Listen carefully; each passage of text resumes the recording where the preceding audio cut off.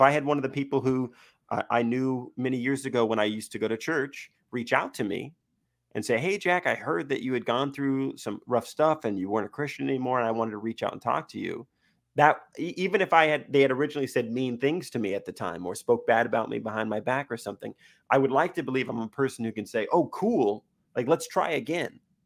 Hmm. There's nothing you can say, no matter how hard you hit me, that I can't forgive you of later. Because we're all people, we all make mistakes, we all do things that we later regret. That's just part of life. Anyways, Jack, you did a Yeah, great job thank with you. your Joseph Smith as Trump, or Trump as Joseph Smith. Yeah, And you know, Joseph they're both, Smith and Trump a little bit combined. That's what it was. well, yes, and they're both from upstate New York. You know, that Hmm. is possibly how Joseph Smith sounded. So I really Yep, appreciate you I digging could up actually be the most historically accurate representation of Joseph Smith. today, right? Yeah, Like, it yes, wasn't. for I didn't sure. do a Trump impression. I did Joseph Smith just Yes, accurately. No one that's had right. heard it before.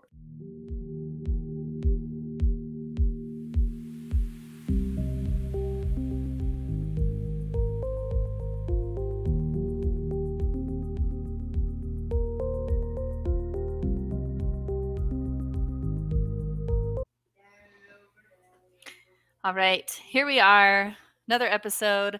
I have Jack Vaughn, who I met over at the Pine Creek channel. I've talked about it before. There's a bunch of people hovering around, and Jack is one of them, and I am one of them. And so we met, and he he had this funny impression of, you'll see it. I thought it would be interesting to talk about similarities and differences of leaving, what your leaving was like compared to like general Latter Day Saints Right. experiences. So, anyway, yeah, what's your background? So again, I'm Jack. Hi, hello everybody. I was raised very soft, weak Christian, eventually becoming fundamentalist Christian. My parents converted to Christianity when I was like 5, maybe, and both of them came to their decision completely separate of one another. So What do you mean? it's um, my dad. So for a Christmas, maybe when I was like 1, my parents got a Bible from my grandmother, and they always tell the story because they got the Bible and my uncle got a football. And my mom said, "Do you want to trade?" Because they were like, "What are we going to do with this? This stinks." So my dad ended up just taking the Bible to work and reading it on his lunch because he was bored and just wanted something to do. And so he read the Bible cover to cover and was like, "Wow, I think this stuff's cool." And my mom, completely separate, just she felt like a spiritual connection and felt like, I want to start going to church. I know people who go to church. And so they separately decided, like, hey, we should go to church, and then told the other person. And we're like, oh, good. I was already thinking that. So Hmm. it really solidified for them, that they feel similar in their relationship. And so we started going to, at the time, a small church, Bayside in Granite Bay, California, uh, which was meeting in like a little high school. And over the next maybe 5, 6 year period, it ballooned. It became a huge mega church out here. They bought their own property. They've got 3 different campuses. I mean, they've got satellite churches everywhere now. It became really, really big. And for my parents, church is always an exercise, right? It's about serving. That's your connection to God, is you are being Christ-like, you serve other people. And so my dad eventually learned how to play the guitar to lead children's worship. My mom became a director for the Awanas organization that they had at the church. They were very involved. And as the church became bigger and bigger, they became more commercialized, and they started cutting the volunteer work and hiring professionals to run their different organizations, like a professional music guy, a professional person to direct the Awanas organization. And so my parents felt kind of pushed out. Hmm. So we were Uh, there for, go ahead. Can I ask, what have you ever asked them? What was it that helped made them choose the one they chose? Like, why that church over?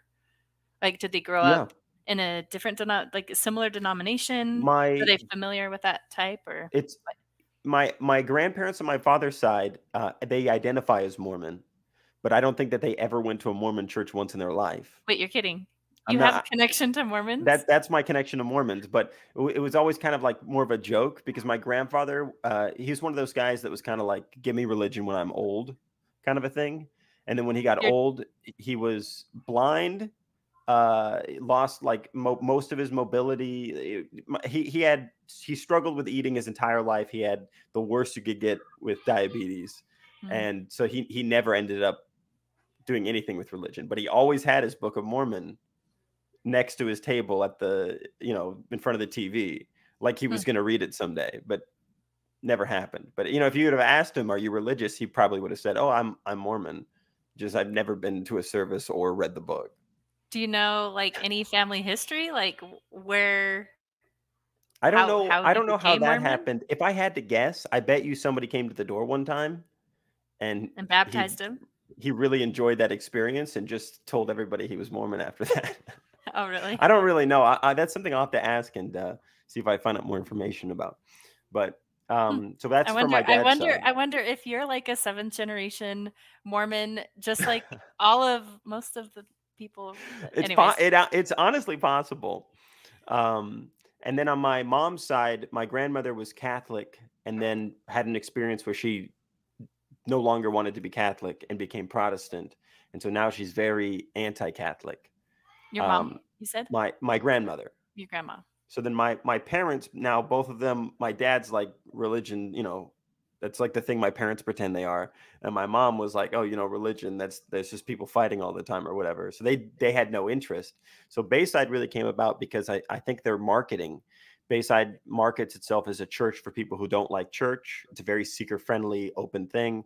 And so I had to imagine, I bet you they just asked around like their friends, and their friends were like, "Oh, well, there's that big church Bayside in Granite Bay," and they said, "Okay, we'll go there." Because I don't Hmm. remember going. I don't even think we tried any other churches. I think we just went there one time and said, "Okay, this is where we're going to go," Hmm. which is very Okay. my dad. We were there for about 7 years. Very biblical number. And then they decided they've been pushed out too much. They didn't want to participate anymore, so we went to a different small church called the River, which was in I don't know what that area is, but 200 people plus minus somewhere in that range. They had a very similar, analogous like children's program, and they had their own version of Awanas and stuff like this. So my parents found places they could serve there, and we did that for about 7 years. And then that felt, even with the how small it was, there was still a lot of just behind the scenes, commercialism to it about how do we market our church and how do we. And my parents are just so turned off by that they didn't want to participate in that anymore. So we ended up moving churches again, and went to a even smaller church that was like 35 to 60 people on a given Sunday, and just very, very, very tiny. To me, felt a little cultish. You know, Hmm. uh, following one leader and just like, oh, this is the thing that we're going to do, The leader being and just the pastor. just the pastor. Yep. Okay. And so that they were more Baptist, non-denominational. Bayside's the starting church was very just seeker friendly. They don't even, like, if See, you I mention don't the word even denomination, they don't know what that I is. I don't know what that means. Seeker So friendly. seeker friendly is like you go in and they're going to have a rock concert in the beginning to get everybody jazzed, and then they do like just a little TED talk. Like the guy's going to come up and be like, "All right, open your Bibles to a verse," and then they read the verse, and then his message is going to be like, God loves you, come as you are. That's it. Go home, have a good rest of your week. Like that's every message every week. They're never gonna drill into a doctrinal thing or talk about the history of the church or none of that. It's just all about, did you feel good when you were at church? Then we did our job. Did you Uh, donate? but you did have like weekday like children's classes and Well, they youth do. getting together, but that's different than Right. They your would do Sunday the worship. the Awanas, which is a thing where they take kids and they have them memorize Bible verses, and that so you'd meet like once a week and go, how many Bible verses did you memorize? And it's its own version of like the Boy Scouts or whatever. You earn a little badge you put on a vest every time you can memorize a Bible verse, and it's a way of trying to motivate kids to care. By giving them, oh, if you do well enough, you get Awana bucks and you can spend them in the Awana store. It's very interesting and good for kids. And then my parents, So, of course, always had a adult, once a week meeting at our house. People come and read the Bible, but never oh, again, never very deep. okay, so would this be similar to non-denominational? That's would you Yeah, say that as a non-denominational Christian yeah. then? That's what that That congregation if was. you were to ask them what denomination are you, they would say, I don't know what that is. Okay. So I feel like that was really common. I feel like Colorado has a lot of that. So, Mm, anyways, yeah. okay. So then going from there, when we went to the river, they were Baptists, and they taught more about like what does it mean to be a Baptist and different denominations and history. And so for me at that time, I was like maybe like 12 or 13, just about to enter high school, and so I became much more interested in that stuff. And as I did become more interested, I wanted material. I was the kid who was always like, "Hey, can I ask a question?" kind of a thing, and I would get in trouble a lot because I would be disruptive. My questions weren't what they wanted to talk about, um, and so I would wind up palling around with very nice uh, youth pastors who were willing to give me time and attention because they were like, "Oh, well, he cares. The other kids are asleep." So, we're happy one kid's awake, but I just wish you would ask, like, how do I love Jesus more, and not like, how do we know that this happened? Um, That's so for interesting. for me, that my high school journey, my parents now they were like, okay, we know what Baptist is, we know that this stuff is important, so they sent me to a private Christian school. I mean, I was always in like small private schools growing up, but it wasn't for religious reasons. It was just my parents were like, we want to get you a good education or whatever. And then that religious importance and knowledge being a way to God, which is something that a lot of Protestants, I think, teach, especially this Baptist church we went to. They decided to send me to a private Christian school that was known for its theological stuff, very tiny local school called Cornerstone. And so I went there all my high school years. Had a very thorough theological education from one of their educators there, who's uh, big theological or very smart when it comes to theological stuff, I guess, if that makes any sense. um, so when we were going there, we ended up going to an even smaller church. And for me personally, it became a religious stuff was an exercise, a mental exercise about, do I feel connected to God? Well, what do I know about God? What understanding do I have? That's really what the bulk of my religious experiences became. And then my dad offered me to join him on the worship team playing guitar with him. And so then that also became like kind of a family bonding thing. I was now doing service. He was doing service. I got really, really involved in that. At least I felt like I was. And uh, my goals for myself going to church was always like, I want to feel guilty. Like I should go to a church service and come out and feel like, oh yeah, I'm not a good person. I need God. And if I didn't feel that way, I would be like, that was a waste of time. Really, Yeah. like that's interesting because I don't know if maybe we're saying the same or having similar experiences, Okay. but I would say when I went to church, if I didn't come away with, well, how could I apply this to my daily life or something like that, then it was a waste of time too. Mm. So Which I also, when you're going to like with tiny kids, that you feel like that every right. week. Yeah. So, and then at that point, it's just a matter of training your kids to go to church, I guess. I don't know. Yeah. But anyway, so it wasn't like that though. It It's was not I was similar. not a practical type Christian, like, I need practical things.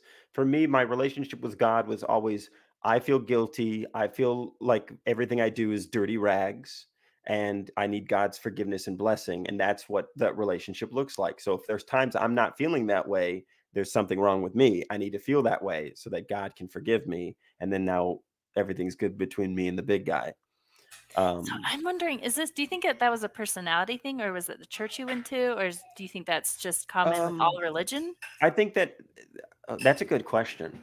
I think there's parts of it that are common in at least all forms of Christianity, of the idea of you need God, and being needy for God is part of what makes you a good Christian. If you feel like you don't need God, who are you? You're not a good Christian.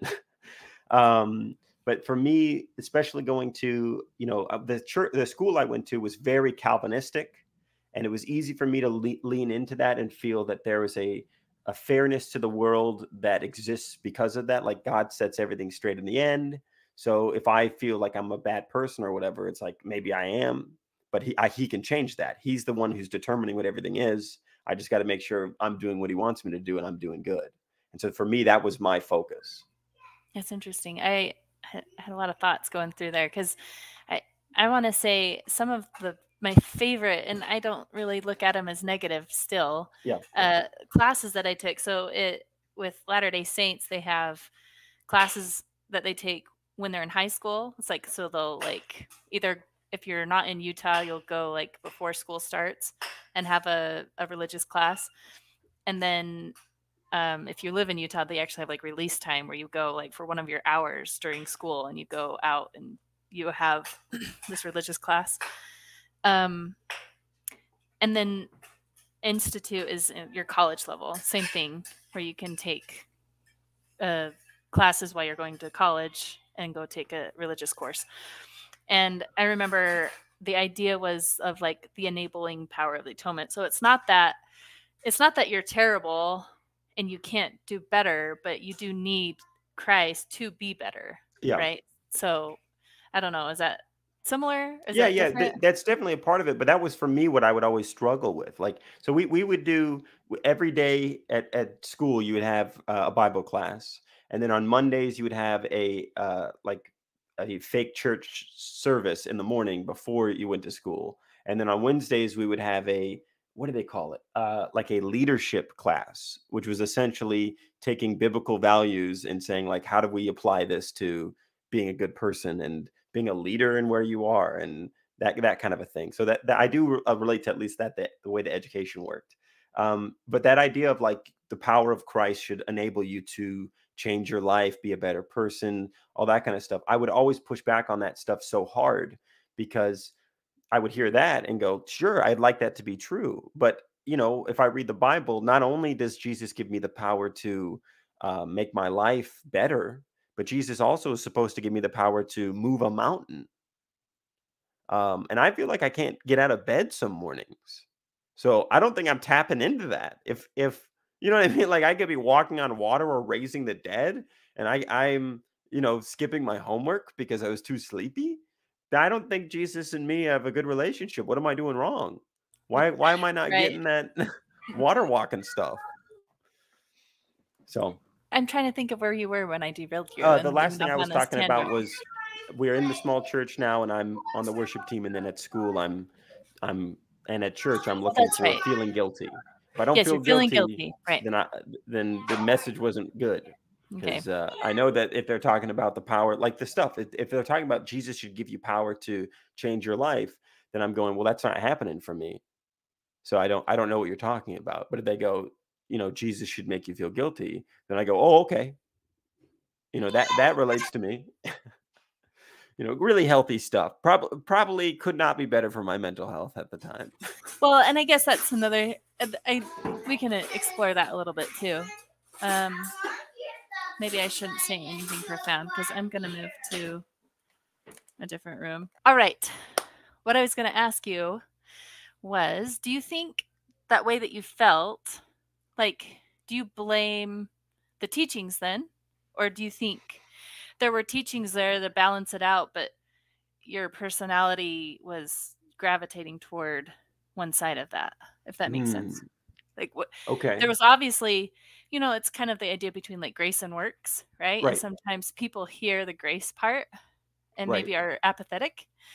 And then some people hear the works part and they They're keep on turned off working, by it, working, working. Well, no, they or they're just turned. Yeah. try, Yeah. Yeah. It they excites go, them.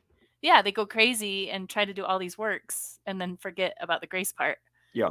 and try to save themselves, I guess. I think I've always, as a person, had a skeptical nature to anything that I hear. And so when I would sit and kind of weigh the things I was hearing, I would assume that whatever seemed harsher was probably closer to reality. And Interesting. so for me, there was a lot of times I would hear the message of grace and think, wow, they're really overplaying this because they're trying to get people to stay in the seats. But that also is because of my church journey. I mean, every time we left a church, it was a big deal for us and the family, and talking about why are we doing this, and can we do this and still be good Christians, and does this make us, weak?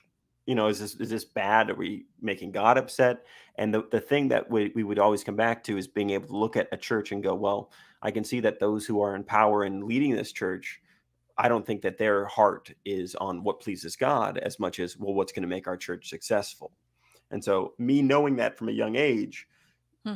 definitely interpreted how I read messages, because every time a pastor was up there preaching, I knew God didn't enter his brain and teach him this lesson. He wrote it. So why did he write it? And if I could hear that there's a lot of grace and God loves you, and all you need to do is be here in the church and tithe and you're doing good, I would know, oh, I bet you their numbers are down and he's trying to um, get more people in here. I mean, especially when I was on the worship team, I knew that there was a lot of, for the leaders of the worship team, a lot of pressure on what songs are you guys playing? And, if somebody comes in, can everybody sing them? Because if you are picking a new song that people haven't heard, then they might feel less connected. And that might make them want to go to a different church. And we don't want that to happen. We're very small. We need to keep Oh, all our interesting. members. So I not that I was ever a part of any of that. I was, a high school kid. I just went up and played music, but I was aware of those types of conversations happening. Huh.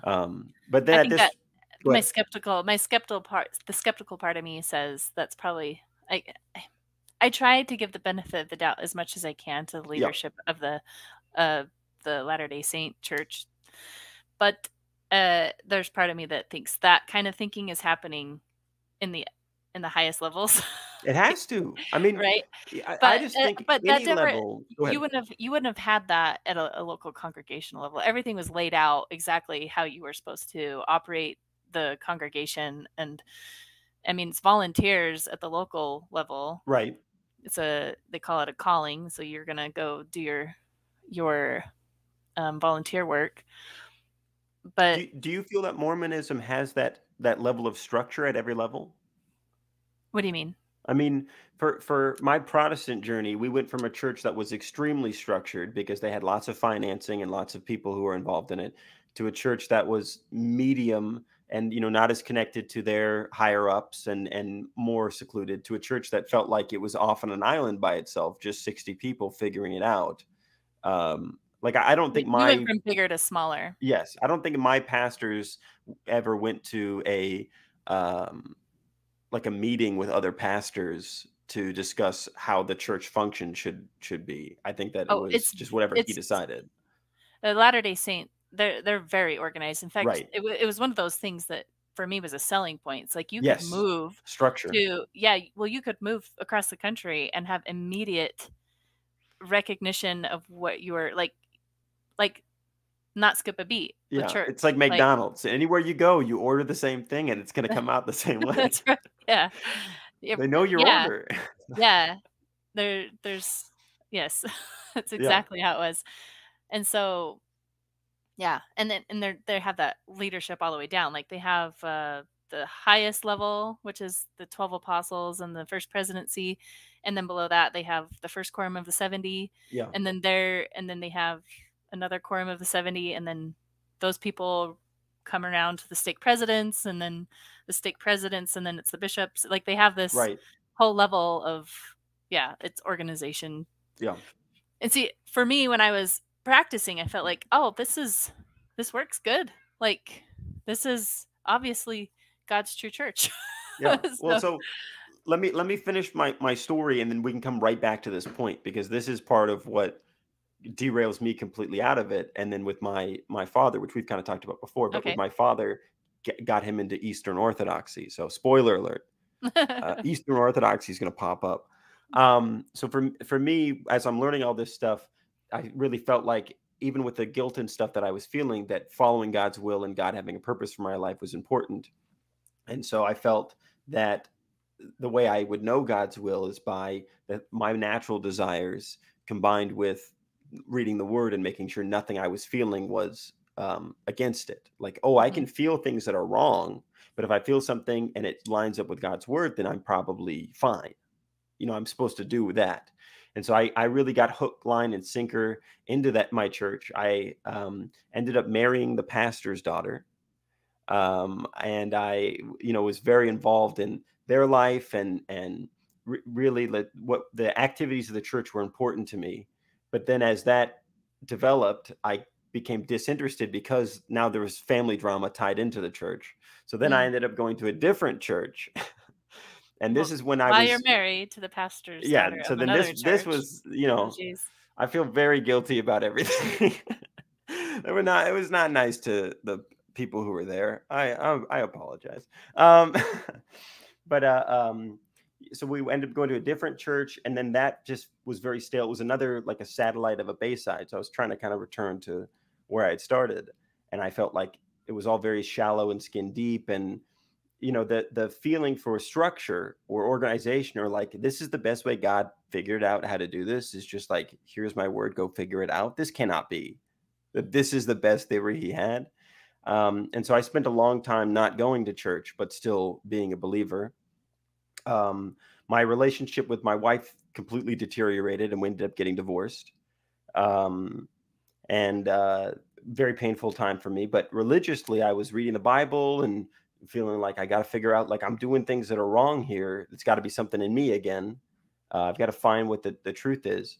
And my father and I both separately, similar to him and my mom, came to Eastern Orthodoxy. And like, oh, have you heard of this? You want to talk about structure? This thing has structure that goes, Why you that know, over Catholicism? Just curious. we're Protestants. There's Okay. no dirtier word than Catholicism.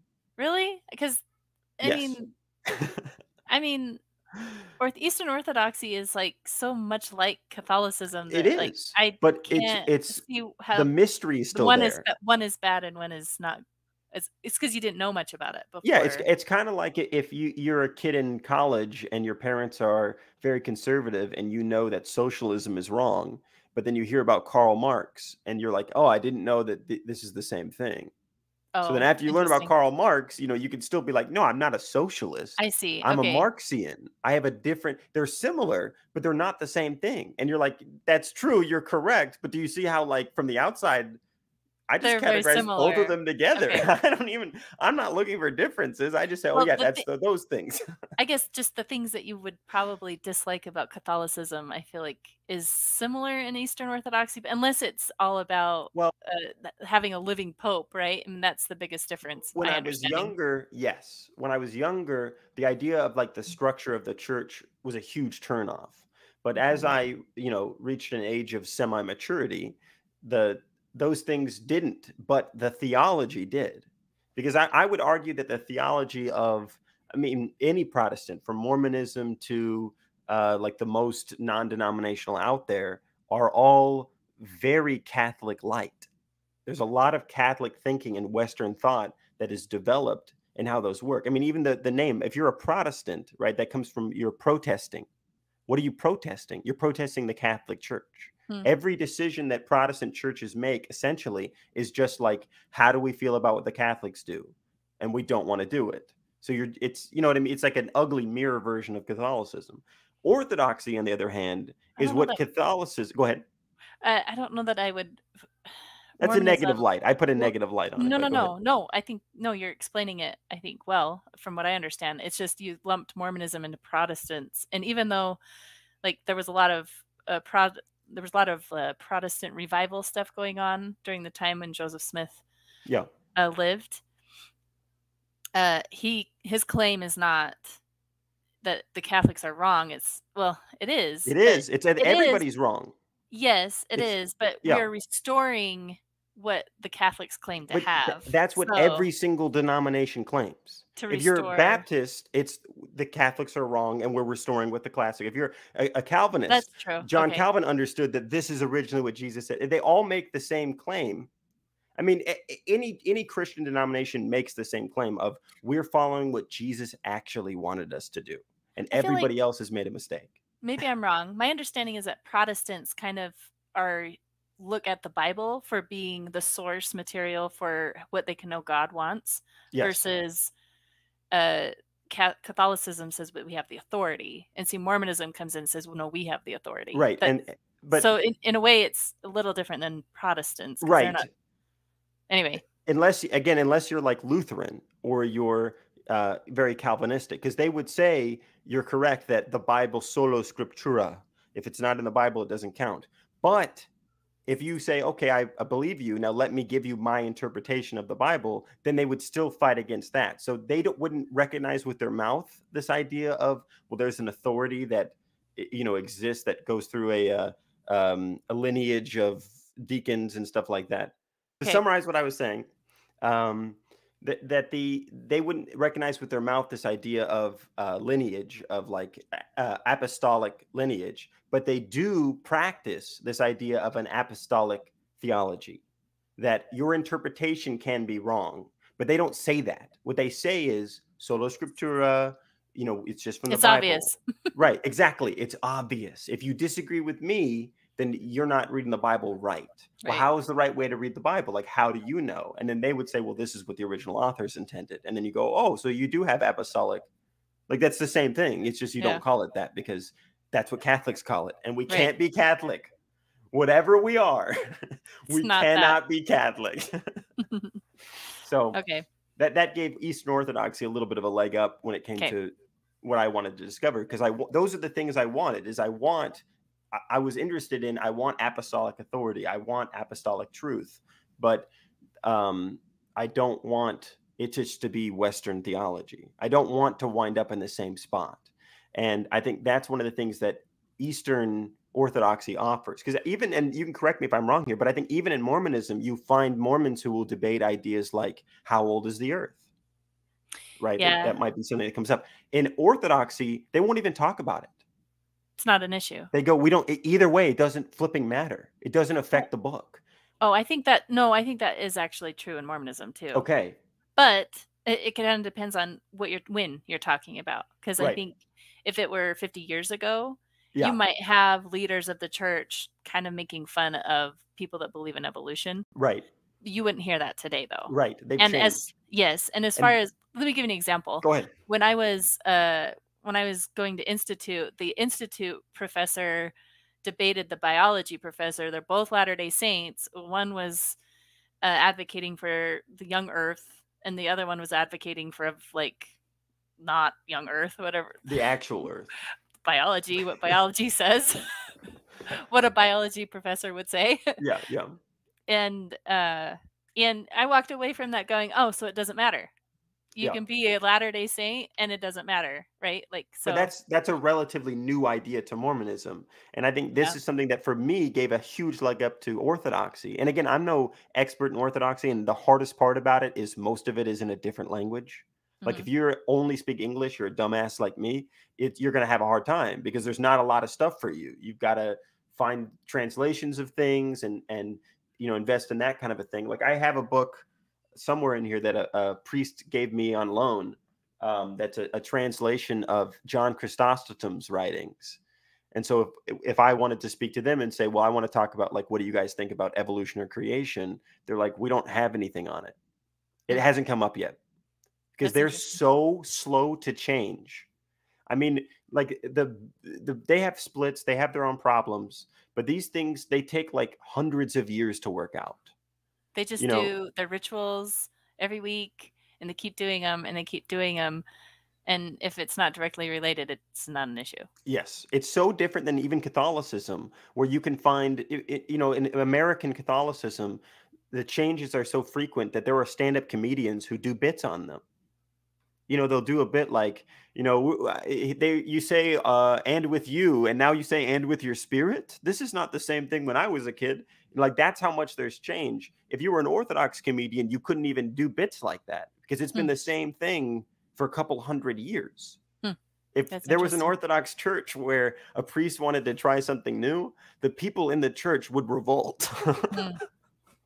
That is super interesting. Yeah. So that to me was really attractive. And then I liked that they had a different take theologically, because if I was going to say, well, do you think Calvinism or Arminianism, they would say, we haven't talked about that yet. We're not there. Like that's too recent. We would instead, quote what like Erasmus said, or, this is a writing of Origen, or what does Justin the Martyr teach on this? Like guys who were living in, 200 AD. That's who they're checking with. And I was like, whoa, you know what I mean? That's cool.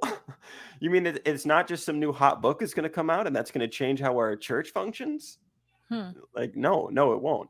And so for me, that's interesting. Go ahead. Because that means there's a lot of the issues that I feel religions are dealing with, because as we became more scientific, then they tried to make scientific claims. But if you're in a church old enough that was kind of before the science, like the scientific method was in use, Yep. then you're not going to run into those issues as much. Yep. And so that's what to finish my story and then address that point directly. So then as I started looking into this, my dad really started looking into it. Like for me, it was a cursory thing. I said, this is a really cool thing I probably want to do more research on, but I'm okay where I am. Just I pray on my own. I read my Bible by myself. I'm not going to go to church for a little bit. I'll be okay. For my dad, he was like, I can't be in the church I'm in anymore. This isn't 7 years had gone by and he knew he needed another church.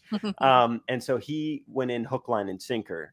He found a local Orthodox church, started going twice a week, got to know people there, made friendships, just really got himself involved.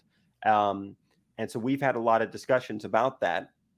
And so I went and talked to an Orthodox priest. So then now we're catching up to modern times. So about a year ago, I started watching guys like Christopher Hitchens and atheist guys and listening to what they were saying about the conversation with God, because now I'm not going to church. I feel like God exists, but there's still stuff in my life that's gone really wrong. And I'm thinking, well, how am I supposed to figure out how to fix this if I can't hear from God? If I can't go to a building and hear from him, the people I talk to who say that they hear from him, I don't respect, and I think they might be wrong, who do I go to? And so I started watching a lot of those types of new atheists, and that got me moving the needle, but not enough to get it all the way out. And then I transferred from watching debates to just watching people discussing things. And that's how I ended up finding a lot of YouTube guys that like Pine Creek and other guys like that do, T-Jump, guys like that do debates, but then they also do videos that are just a conversation with someone they disagree with. Mm-hmm. And that really got me to a point that I went, oh, okay, like it can't be, my faith cannot be founded on a rational understanding of the world. If I want to have faith, it has to come from a different place. And that's when I went and spoke with an Orthodox priest. And his entire point when he spoke to me was, I'm a young man. I don't know anything, right? I'm not college educated. I can't speak Greek. Like if I want to learn all this stuff, it's going to take a ton of time. But that over time, my mind will become what he called an Orthodox mind. I will stop thinking of things logically and rationally and start thinking of things from an Orthodox perspective. And you can become like Jonathan Pajot. Over time, which my rebuttal to that was, well, what if I had a Mormon friend who said, well, you just have to come to church and eventually you'll have a Mormon mind. Yeah. If I wanted to say like, no, I didn't want to try that, what would I say? And then the Orthodox priest was like, well, you should try it. And if it works for you, it works for you. But if it doesn't, we're always here. And then I was like, yeah, for my whole life, I've been trying stuff that hasn't worked out for me. I'm trying to avoid doing that for a little bit. If that's an option if you're telling me the only option is I just got to keep sticking my hand in fires and getting burned until I find one that's the right temperature, like, thanks for the advice, buddy. But that's what I was coming to you to talk about. Like, yeah, I got the concept. Yeah, it was very frustrating to me. And so then about 4 or 5 months ago, I finally said, you know what, I'm not going to do this anymore. I'm just going to stop praying. So during that 4 or 5 months, you were going to a church then and just talking with the priest? Or I would schedule meetings with people, like other Christians I knew and stuff, and say, hey, can I come talk to you? And I was annoying the hell out of my parents. Okay. Calling so you're harassing in research mode for 4 or 5 months then? Yes. Okay. Well, I mean, I was in research mode, I would say, for like a year. Okay. And then in the last 4 or 5 months, I said, all right, this is it. I'm going to pull the plug. And I stopped praying, and I still read the Bible, but not at all in a religious context, just because I like the artistic creation of what it is. I think it's a really good book. 2 thumbs up. 1 thumb up. There's some things I don't like about it. But yeah, I said, I'm an atheist. I identified myself as an atheist to myself, and nothing bad's happened to me yet. So it's been really nice. But yeah.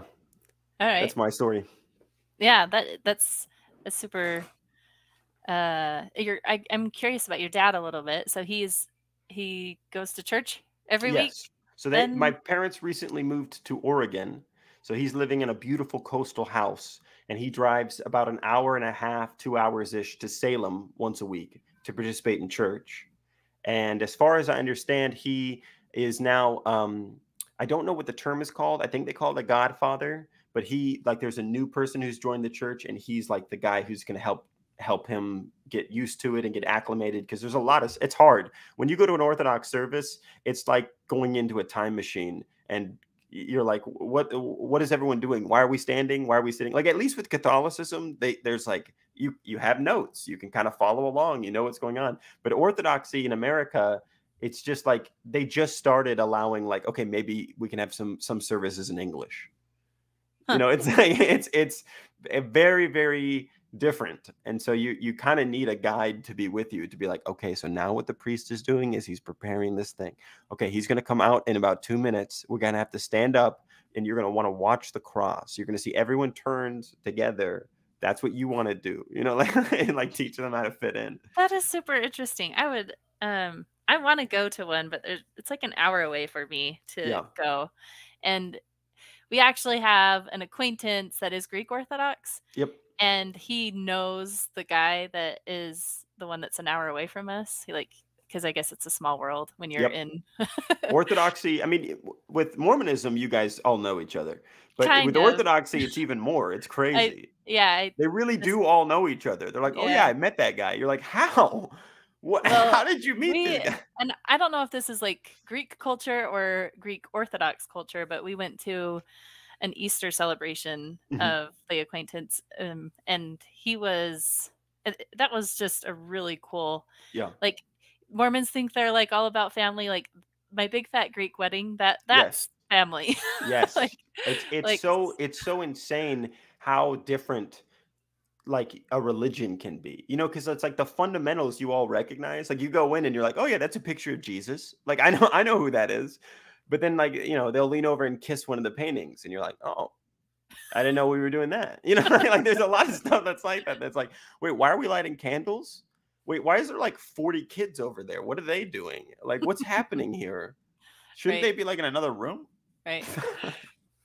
No, that's so anyway, so your dad has been practicing for how long? uh, I think 2.5 years, And something he's like already that. that guy, huh? Yeah. Well, my dad, I have a lot of respect for him because he's like slow to jump, but then if he chooses to jump, then he's all in. Hmm. And Do you he's guys talk about religion at all? I try as much as I can to, and he tries as much as he can to avoid it. Oh, really? Like, Yeah, he hates it because he's always said, you know, I'm a debater. He always used to say, which I took as an insult as a kid, you should be a lawyer, which I was always like, no, I'm not trying to be a lawyer. I'm trying to say what I'm thinking. Like one of the last conversations we had this talk about, you know, recognizing God. And he was saying, well, he can recognize God through the church. And then I said, okay, well, how does the church recognize God? And he was like, well, the church can recognize God, you know, across time with the things that it does. And I said, okay, so if I'm Buddhist and I tell you I recognize God because of my Buddhist church across time, and I have the things that Buddhism has taught, how do you know that yours is God and theirs is not God?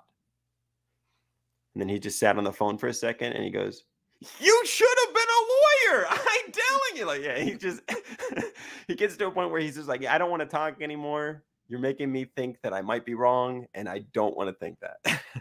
he says that, or you just that's That's why me. That's me interpreting you're what he's feeling. But I know that is what it is. Is that he likes talking to me because I love the history of it. So we can talk for hours about. Did you know that this guy died in this century, but his last words were this, and then this guy became the archdeacon of this place, and like I love that. I eat that up. So we bond over that a lot. But Mhm. then he'll say like, "Isn't that amazing? This shows God's handiwork." And then I'm like, "Well, that just seems like something that those people did." So it's important to your dad then that he's in the right church. No, he's expressed to me multiple times because I actually use Mormonism a lot. It's something that I really echo from Doug from Pine Creek. I've always said Mormonism, it seems so legitimate except for all the parts where it doesn't. Like there's so many things about Mormonism that it's like it's just so attractive to me. Like the idea of like we have living witnesses of something that has happened.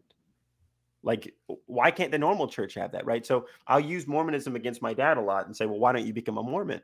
Because this fits a lot of the niches that you were looking for in Orthodoxy, only you can be a rational person.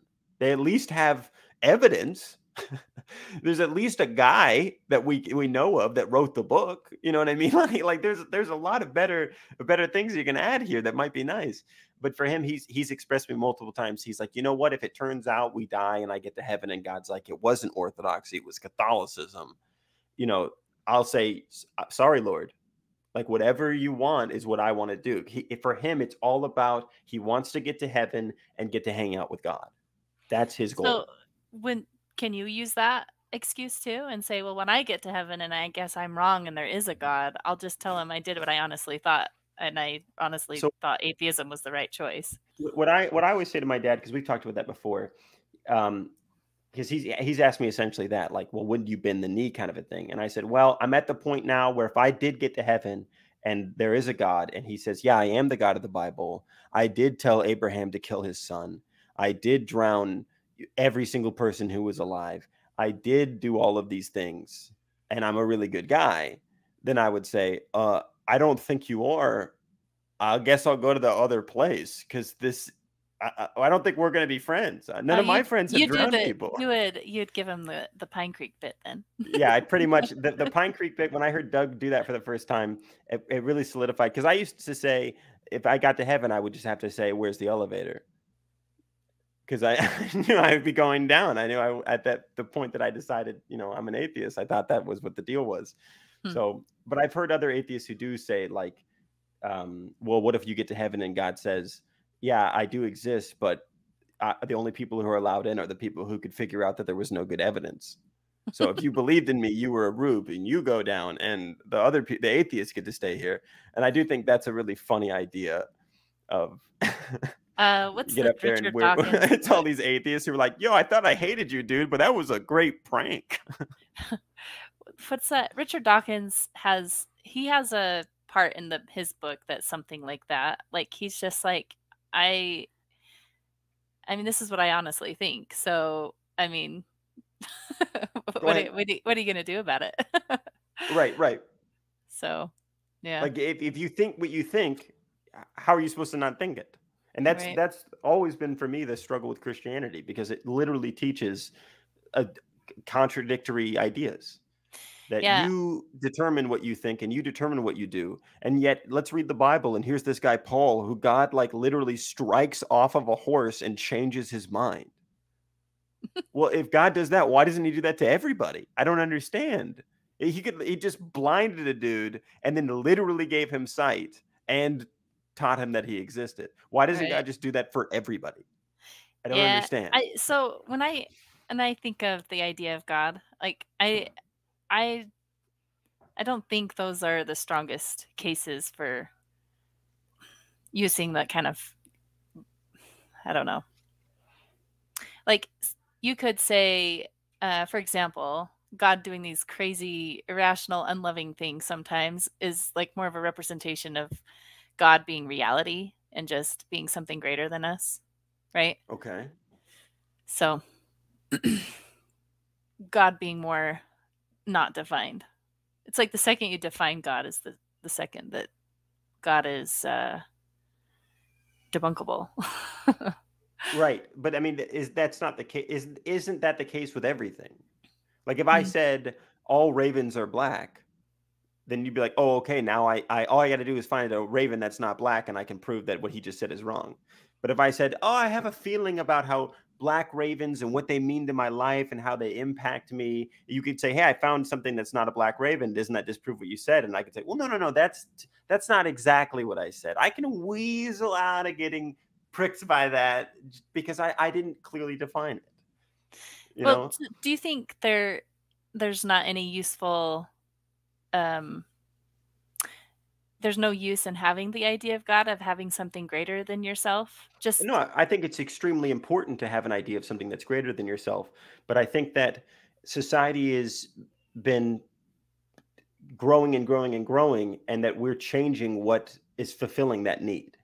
Because I mean, clearly, this is something that you mentioned to me when we were talking in private about that the idea of total atheism leads to nihilism. mhm. And I've been thinking about that a lot, and I almost feel like anything leads to nihilism. Even if I believe that God exists and he's preordained my whole life and created everything for me to do, but then can't I think about that and say, well, like, well, then why am I here? if he hasn't told me. And like I can make enough anxiety in myself over that that I can feel nihilistic and feel like what's the point of doing anything, and there's a big Or guy in the sky. I'd like to add to that a little Yeah, bit. Like if you are in a religious paradigm where you're not able to fit into what you think you're being taught that you need to be. Here's a right. good example. You're gay and you're taught that you can't have a same-sex Relationship, relationship. yeah. So, I mean, you can get to a point where you feel stuck. I mean, and it can be even as simple as, man, I've been trying my whole life to do this thing that is a Sunday school answer and I know I'm Yeah, supposed to be doing every day, and I've never had the discipline to be able to do this thing that I know I'm supposed to be doing all the time. And you get to the point where it's like, I guess I can't really change that, and so my fate is sealed and I'm not going to try. I think right. trying is more the thing that, but in order to try you kind of have to have a why, right? I don't know, because I think that let's say you and I sat here and talked for 45 minutes and we got me to a point where I was totally like, you're right, we're all going to burn out, the sun's going to go, that we're all dead, everything. And a guy just busts in here right now with a gun, like I'm going to run. Like even if I'm at the point where I'm like, I don't even know if I want to live or not, there's like everything that's alive has this innate desire to not want to change that situation. Even you can get to a point where you are suicidal, but I think that everybody has a natural inclination to wanting to be alive. I would say that there are different modes of in different times in my life where I've been Right, more motivated and less right, motivated, and I think there are different practices that you can have in your life that lead you to one path or the other too. true. And so I guess when I think of like religion and all those things being passed down, I kind of think that that's helping us. Uh, I don't know. It's helping us get Want those to stay alive. well, no, it's helping us get those automatic behaviors, and so then once those things are, habit, then you can. I don't know. Like it's hard to quite. It's hard to explain exactly what I'm trying to say, but I don't know. I don't like the idea of people being stuck, and I think people can be stuck with in any paradigm, right? Right. I'm not So saying that people have to believe in God, but so yes, but that's what we're talking about, is what's the method that gets them unstuck, mhm. right? So I would make the argument that it's art. And I would make the argument that even in religion, it's still art. That That the Go ahead. I love that. That's one thing that I've noticed. I feel like the Mormon Church is very legalistic, and it's Mhm. lacking a lot of that artistic. Like Joseph Smith, he was very open. Like Yeah. he was, I would say, extremely open. He wrote an And entire book, Stream of Conscious. I mean, but but he's clearly an artist. it's been canonized, and it's been unchanged, or at least they try to unchange it, but it does change gradually over time, just like all religions do. Mhm. But now it's in a place where it's super legalistic. Like your buildings are cookie cutter, they're not beautiful. Like it's not artistic. Right. Like So anyway, Stalinism. it I didn't see it until actually I kind of left, and I was like, wow, like I was all about the dogma, like the legalistic stuff, like because I was excited to have the truth Right. and happy to follow the truth, but But I mean, I would make the argument too. I'm sure you have moments that you still can remember that were like, I felt connected to God. And I mean, I don't know your life, but I would say for me, the vast majority of those moments, there's music playing, or there's a pastor who's preaching a sermon that he spent time to write and mhm, create for us, or there's a Bible quotation that we've done. And I would say, yeah, all of these types of things, these are forms of art. These are forms of human expression.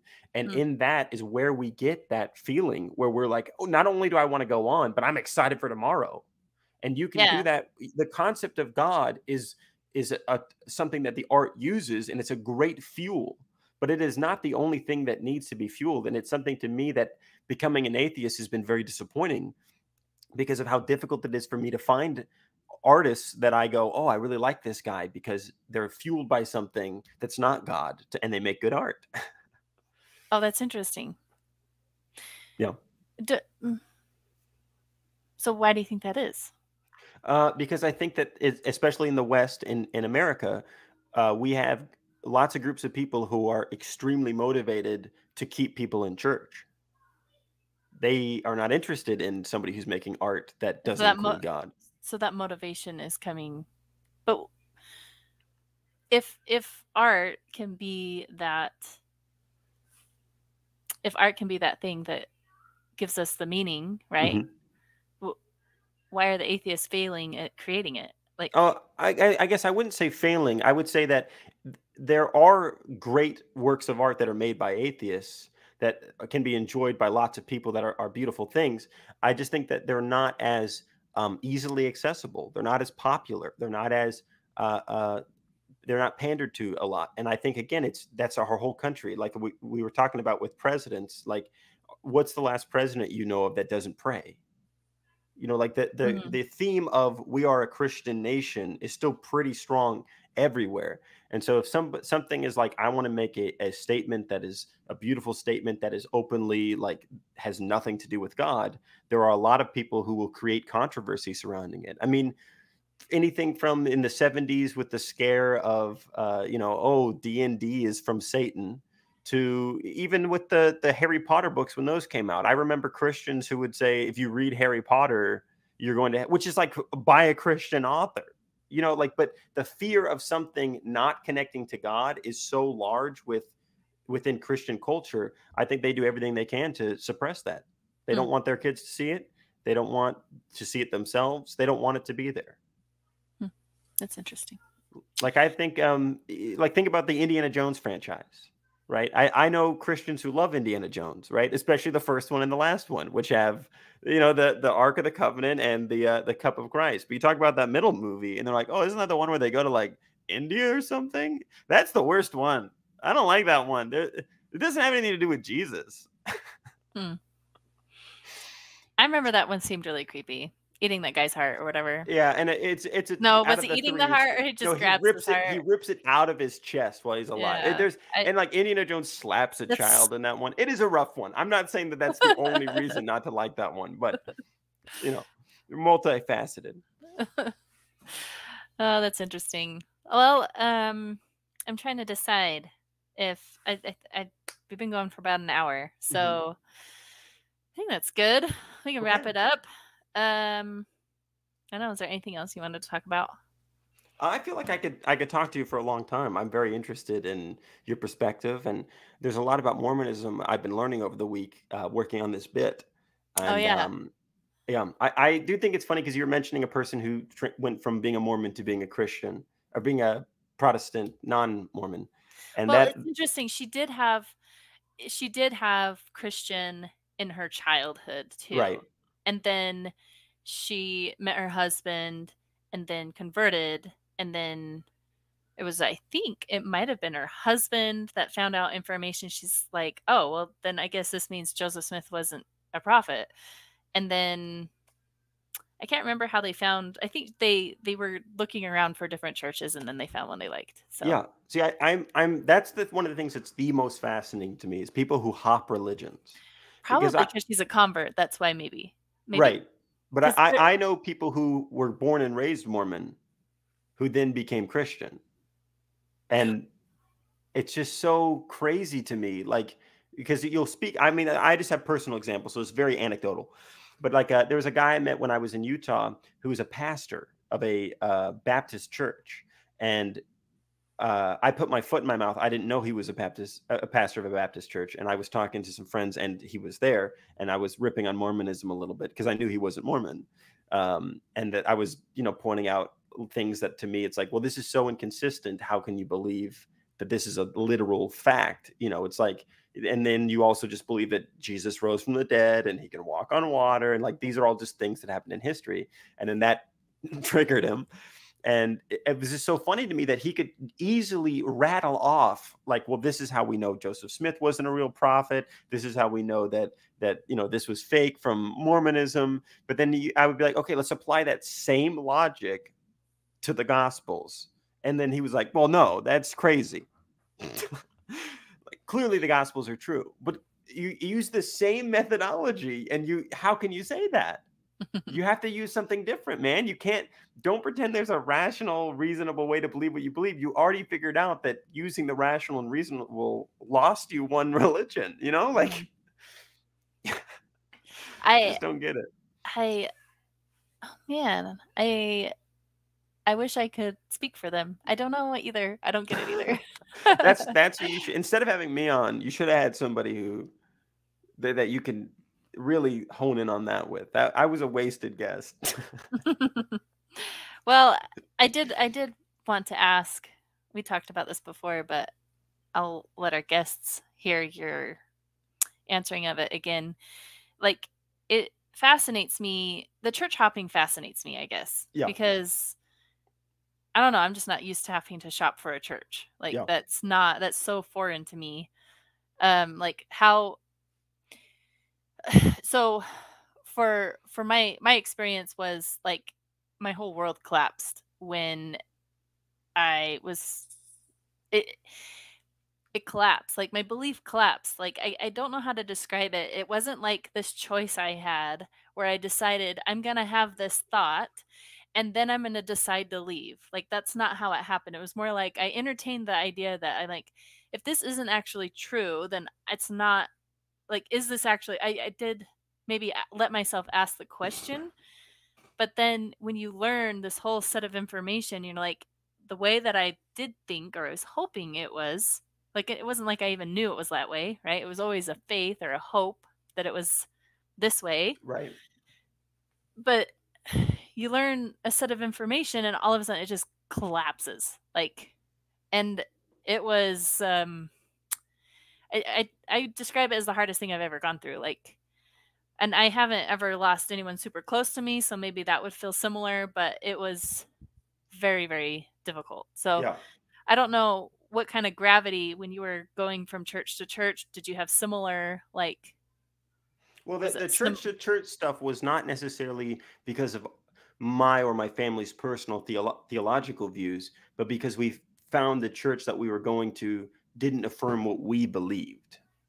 Like mm, we thought, okay, God is like this. And then we would go to church and hear how they say God is and go, does that even sound like the same guy we've been praying to? mhm, Um, and especially with the first one that we did, it was really, really hard, especially for me. I was a kid. I had lots of friends.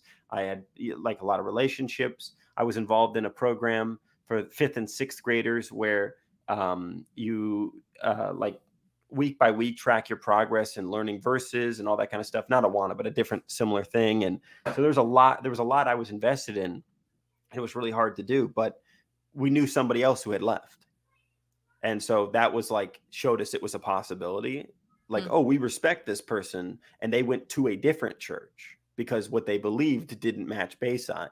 So mhm. then it became like, is what we believe match the church we go to? And when we found the answer was no, then we either need to change what we believe or change the church we go to. And we changed the church we went to. So it wasn't as earth shattering as far as belief destruction, because the belief is what we were the most firm in. It was shattering it only in the aspect of like, man, why does God let this happen? Why is there a Mm. church that talks about God and he just lets them say things we think aren't true?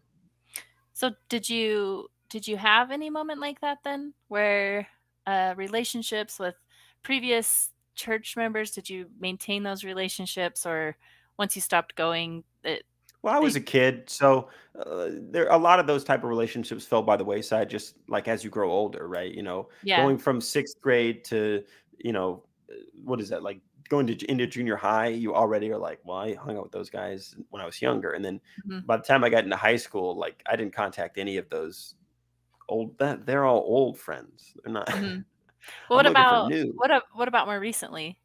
Yeah, recently when I stepped out of the church, the process like completely gone. That process was very, very painful. There were a lot of relationships that I thought I was closer to, Hmm, that shocked me. But see, I you were talking about like having those really painful moments. My divorce was extremely painful for me, mm, and one of the biggest parts of it were the relationships I thought I was close with, and people who just never wanted to talk to me again.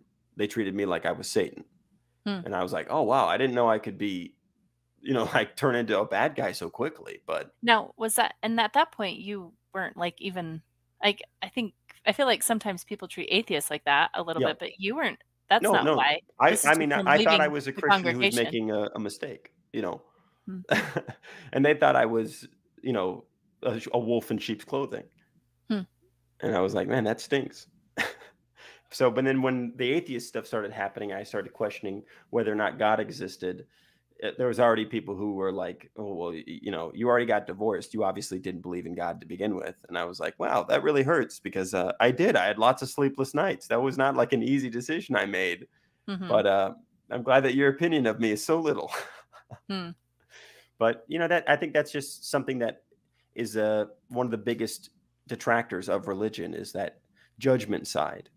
And that's I'm not the first person to say that people at church seem really judgy, but they Yes, do.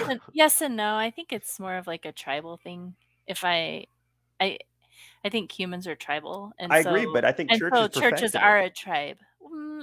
Maybe. I guess I'm I feel What like other I mean, do you think I that feel there are like other groups that you can have like a father disown their child? I think politics do that. I don't know. I guess I it's hard for It's a me to imagine like it's extreme cases, right? right, but I think it's more common in church. I know multiple people in my own life who've been disowned from their family because of religious stuff. I don't know a single person who's like, "Yeah, I decided to be Republican and now my parents won't talk to me." Like I've never seen that. I know more of the later than the former. Okay. Interesting. And maybe it's not even it's just something maybe they just don't talk about it or something. But I can't say I know But I mean, personally are they anybody that's invited been for disowned. Christmas or not?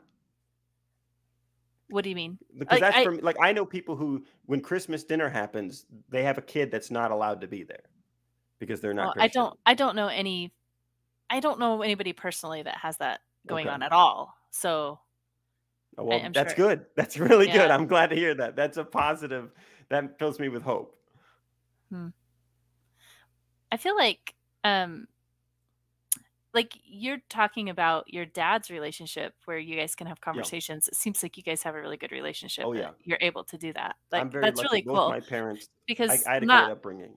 not a l I think that's less common, like, to be Yeah. able to even to, like, be an open atheist and talking to your Latter-day Saint parent Yeah.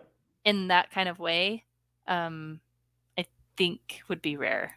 Yeah. But And again, I'm not lucky. impossible, but rare. My parents, again, they weren't raised religious. So me going through this phase, my dad's like, yeah, I used to be an atheist. Oh, so he So for thinks him, he I'll come thinks around. yeah. You are young, and you just aren't very experienced, so maybe you'll Yeah. figure it out someday. Yeah. And then whenever he says stuff like that, I always like to quip to him, like, yeah, but you know more about being young than being old. And then he's always like, well, that's true. That's the human condition. I don't think we ever know anything about being old. Yeah. No, that's interesting. No, I have hope that I don't know. I feel like relationships are possible, and I think it's a good skill to have to be able to have good relationships with people that fundamentally disagree with you Yeah, but because what would you say about a person who can't do that? Like, is that positive, or like is there a positive aspect to people who are like, if you think different enough from me, I won't even talk to you? I think people are trying to set their own boundaries, right? Okay. And a lot of people, especially in the ex-Mormon world, will talk about, it's okay to set boundaries with your family, your believing Sure. family. And from from a practicing member's perspective, here they are being encouraged to set up boundaries from them. And that would look like what you're talking about from our perspective, right? So someone setting up a boundary and saying, "Hey, you're I don't think it's their presence, right? It's probably the way they act when they're there, right? I'm Possibly. assuming, right? Like I don't know if someone's willing to cut you off, and do they have? I have a hard time believing that happens with nothing. like for no reason. Well, yeah, no, totally fair enough, and I think that's what's the difficult part about this type of thinking is like, can I imagine a point where you should say to somebody like, "I am cutting you off from my family"? Yeah, like I've talked to my fiance before. Like, if she murdered one of my sisters, that would be a pretty big blow to the relationship. It would be hard for us to come back from that one. I might cut her off, you know. Mm. But like, okay, are there things that you can say that would make me cut you off? And what level does that look like? And I think that's what's for me really interesting, because I like to believe that I'm a person that doesn't have a boundary when it comes to a personal feeling, that I can have somebody like, for example, if I had one of the people who I knew many years ago when I used to go to church reach out to me and say, "Hey, Jack, I heard that you had gone through some rough stuff and you weren't a Christian anymore, and I wanted to reach out and talk to you." That even if they had originally said mean things to me at the time or spoke bad about me behind my back or something, I would like to believe I'm a person who can say, "Oh, cool, like let's try again." There's Mhm. no, there's nothing you can say, no matter how hard you hit me, that I can't forgive you of later. Because we're all people, we all make mistakes, we all do things that we later regret. That's just part of life. Mhm. Um, but that all being said, then I think about family relationships and how hard that can be. And I do think that there is another level that comes to with family, because there's ways that we perceive ourselves, we perceive our other family members. What does a father mean to you in general versus your particular father mean to you? What are ideals you have? And all of that can get really wrapped up and become very psychological. And so I do understand either side saying, "Hey, you're dead to me. I don't want to talk to you ever again." But I just Well, think, I hope that anytime that happens, that wall isn't permanent. You and can get past that's it. that's what I've been talking about with boundaries. Like, I think if Yeah. you need to set a boundary, then you, right? Like, Yeah. go ahead and set up the boundary. Just try to not think of it as permanent. I like that. But I would just say it's less than ideal. If you can get to a point where you don't have to set up a boundary, that would be better. And the best way to Mhm. get to that point is you got to change you, because that's way Yeah, easier to change than changing another person. yeah. I also had this thought, and I've been thinking about this problem Okay. because I think there's a lot of estranged relationships when someone leaves the church and their family's all still active. Um, and Bill Real, he touched on it, and he basically said it's okay for you to talk about your callings, and it's okay for you to talk about this and that, but it's not okay for me to talk about my beliefs. And I I Right. question that a little bit because I feel like I want to know about my family's day-to-day life, and the church is a huge part of their life. And generally, on this side of it, we haven't replaced it with any like positive beliefs. And if we had, they would be happy to hear it too. Like, so if I had some church that I was going to and I was participating in some activity and I mentioned it, my family wouldn't be upset about that. Right. Right. What they're upset about is me attacking their current beliefs. Right. And so, and maybe I'm wrong on that. Maybe I'm being too nice. I don't know why I'm bothered. For me, it was really important for me to not lose any relationships Yeah. over it. And so I made it a priority, and I guess I just don't understand why other people aren't willing to try that endeavor from either side. And by the Yeah. way, when I say it only needs to come from one side, I believe it could also only come from the believing side too. Right. Right. Like, so it's not No, just the I do agree with that. And I think the hardest part about that with the relationship thing, though, is I think that when you're a Christian, what relationships are is different than when you're not a Christian, right? If I'm a Christian, either I have a relationship that is a good friend of mine who I grow in faith with and who helps me with my faith with God, or I have friends of mine who are not Christian, who, when I'm friends with them, I'm also a witness. I'm an example to them of why they should want to be a Christian. And that categorization of people doesn't exist if you're an atheist. Like I don't look at my family members and think, oh, I could have a chance to convert them to atheism.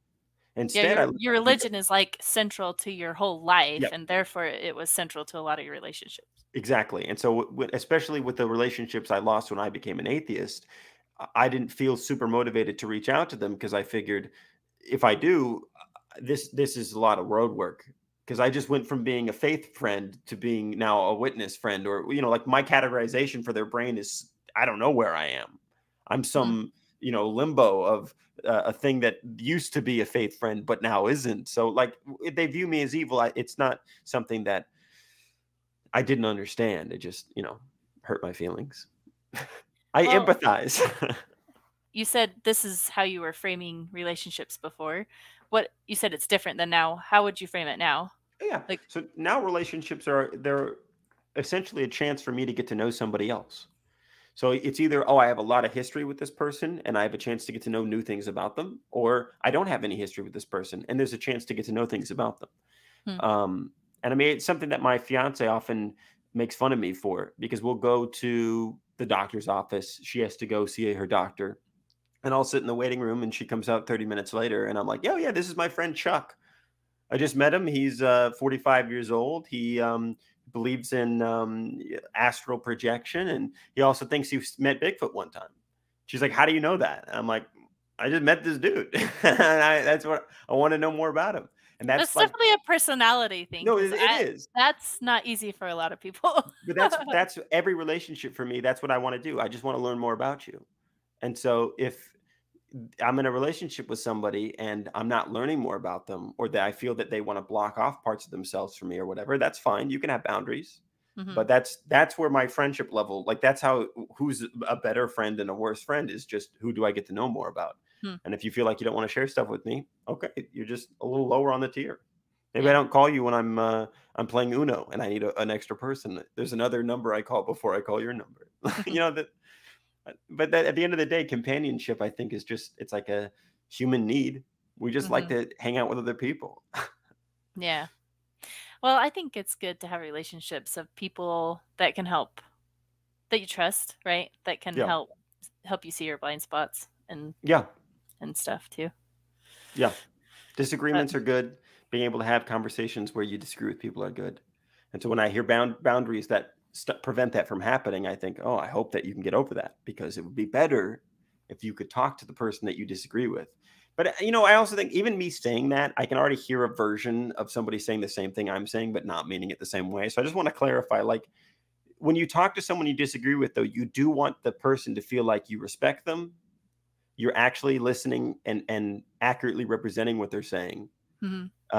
And when And you address, understanding them, right? yes, that they feel that you Understood. understand them. Yep. Because even if you misunderstand them, but they feel like you're trying, you're good. You know what I Hmm. mean? Like time is long. Well, you can fix stuff later.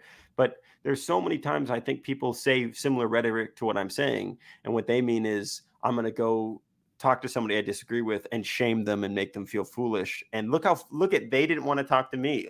What's wrong with them? And it's like, well, no, you didn't talk to somebody. You attacked somebody and then called it talking to them. Yeah. Well, and all I can say is like whoever your conversation partner is, don't be surprised if they're setting up boundaries if you are violating something that's important to them, right? Right. Like we talk, I hear all the time, oh, if you need to set up boundaries, if you need to set up boundaries, that's healthy and do that. And it's like, okay, that's true. Um, and hopefully you can become resilient to some point where you don't have to set those boundaries up, Right. right? But I also think that you have to respect that on the other side too. Yep. Like, I, um, anyways, I don't know. I know, I agree with that. That's the hardest thing for me. I get in trouble all the time. I And as step far on as toes and I go, "I'm so sorry. I didn't mean to yeah, hurt you."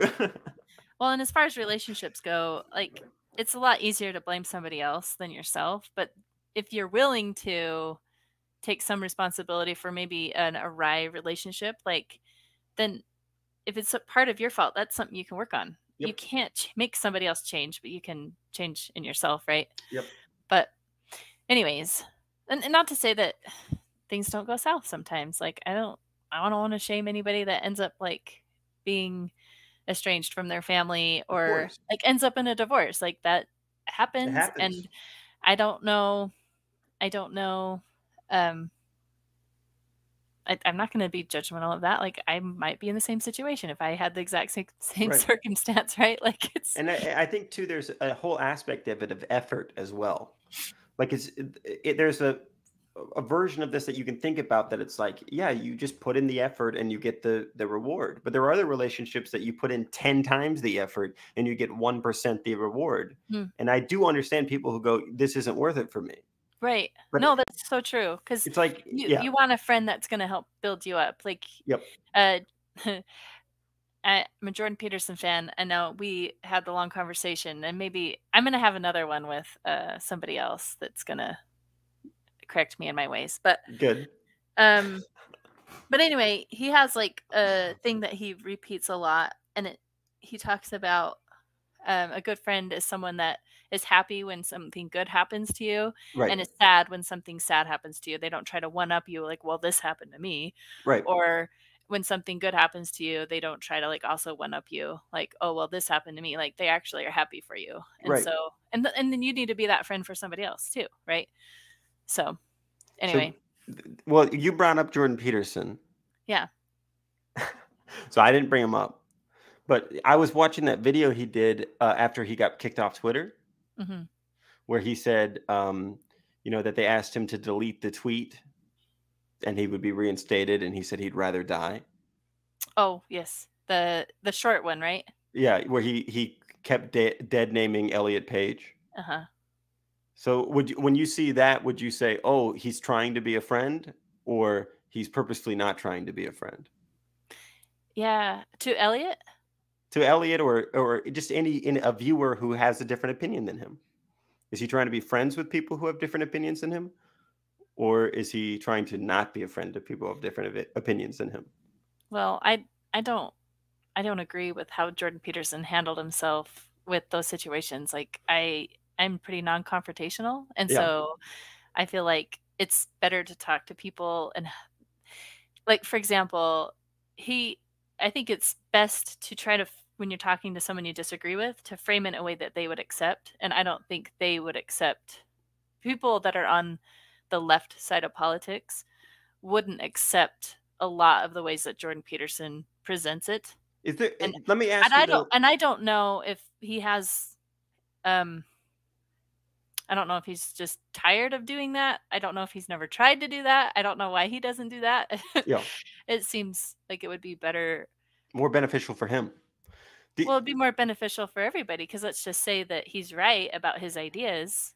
There's a lot of people that are going to be turned off to listening to him because of the way he handled those situations. So, I would say too. This is what my fiance and I, we were talking about it. His statement, "I would rather die than delete a tweet," like that just seems so insane. Like I so can't think of a single thing. you can't think of Maybe why what he then means by that? I just think it's so hyperbole. Like that What this does he is mean by that? Like, if you had to if you to summarize what he's saying. you've listened to him enough, I Yeah. think, right? To understand if you were to try to understand where he was coming from, why do you think he did that? I think that he did that because he wanted to solidify a viewpoint of him that is he's the little guy and he has an oppressor on top of him, but he's going to stand up for what he believes is right no matter what. And do you think he would accept what you just said? Um, I think no, but I don't think that there's any way I could frame something that he would accept. I think if I was in a conversation with Jordan Peterson, that no matter what I said, I thought he said, he would say, "Well, it's a little bit deeper than that if we really think about it, because what I said was I'd rather die." Well, what does rather mean? And I don't think I would ever get to a point where I could be able to summarize what he was saying. I think I could. Okay. I think he is saying he would rather die than live in a totalitarian state where you don't have freedom of speech. Well, right, but That's what he meant by when he said that. it seems so far to think that the deleting a tweet is equivalent to Nazi Germany, or something that death is on the table over. I think he truly believes that by not standing up for what you think and being able to say what you think, even if you don't say it nice, by not saying what you think, our society will go that direction. But Like, I think we just disagreed with that. We would say valuing relationships and being able to communicate with the other person is a really important factor. You want to be able to show the other person that you're a friend to them, that even if you disagree with their ideas, you don't hate them as a person, Mhm. that you want to have an open dialogue that both people can feel heard. So for example, if I was talking to somebody and I said something and they said, "Whoa, what you said really offended me," then I would say, "Oh, my bad." Like I'm not trying to hurt you. I was trying to express a viewpoint that's different than your viewpoint. I'm not. It's not me versus you. It's my idea and your idea that we are comparing. I'm Mhm. on your team. Mhm. I'm. If you think different than me, let's see if we can change my mind. I'm open. And so if they said to me, You "Hey, can you apologize for that?" do you think and I that, said I would rather die, well, do you think that, having different types of personalities in a society is, like beneficial. I d I lean I don't beneficial. expect Jordan Peterson to have the same personality that I do, and so Agreed. just because he handled that situation not the same way that I would, I'm not sure that I'm actually right about it. Mhm. Like, Fair enough. maybe him kicking and screaming about this is gaining attention in a way that they go, "Maybe this is a big deal." I don't know, like. Yeah, it's hard for me because and this is a bias, but I have the opinion that like if I'm driving down the road and I see a group of people protesting, my first thought is never, I wonder what they're protesting. My first thought is always like, do you have to block traffic? So you know what I mean? Like when I see Jordan Peterson kicking and screaming about something, I just think like, do you have to block traffic? Like now, does this have to be a news story? Why can't you just like respectfully, oh, I'll just delete that real quick. Hmm, It's hard for me because and again, I think this is another aspect of it that is always frustrating with me in any political conversation, and I'm sorry that we've got to I'm not sorry. I appreciate you letting this happen. You could have just ended it. I don't want to go anymore. Um, but there's a rhetoric that I hear from the right that I agree with a ton, which is this idea of like, just because you don't like something doesn't mean you should scream about it. Somebody disagreed with me. They're Hitler. They're trying to kill me. Like what? It's like a little when I was a little kid and they would feed me broccoli, and I'd say, "What are you trying to do? Kill me? I'm not going to eat this." There's a time where you have to say, "Wow, I really don't want to eat this, but I'm going to just eat it." And then if I have a reason not to eat it, I'll talk to you about it and try to reason with you like another person. But I'm not just going to cry about it. But hmm, I feel like there's a lot of times that I find people who have a politically right leaning view and I don't want to eat that broccoli. And anytime I hear that, then this is a personal bias. Anytime I hear that, I think, oh, that's sad. hmm, Just eat your broccoli and then talk about it. yeah. Yeah, that's interesting. That's my first rule of my 12 rules for life. Jack's 12 rules. Eat your broccoli. Eat your broccoli Even and when you don't want to. don't cry about it. You can talk about it, but you Don't got to eat the don't broccoli don't first. cry about it. Yeah, don't cry about it. If it's worth crying about, you gotta walk me through it. Because if I just hear the crying, I'm thinking you're crying over broccoli. I don't immediately. If your arm was broken, you got to tell me your arm was broken because I thought you were crying about the broccoli, man. Yeah. Yeah. Well, was there anything else? um, no, I feel good. Okay. No, thank you so much for letting me come on. I really appreciate this. Yeah. Anyways, Jack, you did a Yeah, great job thank with you. your Joseph Smith as Trump, or Trump as Joseph Smith. Yeah, And Joseph they're both Smith and Trump a little bit combined. That's what it was. well, yes, and they're both from upstate New York. That Hmm. is possibly how Joseph Smith sounded. So I really Yep. appreciate you I digging could up actually be the most historically accurate representation of Joseph Smith. to date, right? Yeah. Like, It yes, wasn't for I didn't sure. do a Trump's impression. I did Joseph Smith, just Yes, accurately. No one that's had right. heard it before. That's right. Or maybe Joseph Smith or Trump sounds like Joseph Smith. Yeah, Trump is doing a Joseph Smith. We just learned that. Like, Yeah, amazing. yeah, yeah. It's like when the like Hollywood producers make dinosaur sounds in a movie, and it's like, well, we don't know what they sounded like. That could be right. Yeah, that is what they sounded like. That's Right. exactly with me and Joseph Smith. Right. Well, I appreciate you. You did a lot of work on that. Like, I was super impressed that you did that well, like, with very little help from me. So, thank you. Thanks I for all the time appreciate you it. spent on it, and hopefully everyone enjoys it. Okay. And thanks for telling us about your backstory. I Hopefully appreciate that. people found Can it I interesting. make a brief plug for myself? Yes, you can. I do also have a YouTube channel. Nothing humorous on it yet. I'm just doing some music I've been working on.